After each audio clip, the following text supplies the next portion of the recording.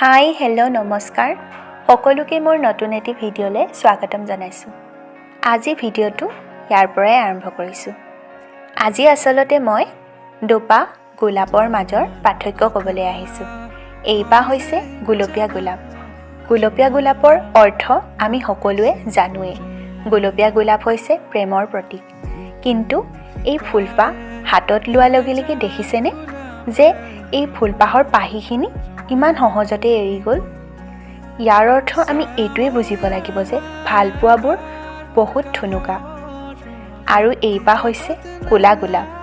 ক'লা গোলাপ বা মই ইমান বল প্ৰয়োগ কৰিছোঁ, তথাপিও এইপাহ কিন্তু সৰি নপৰিল।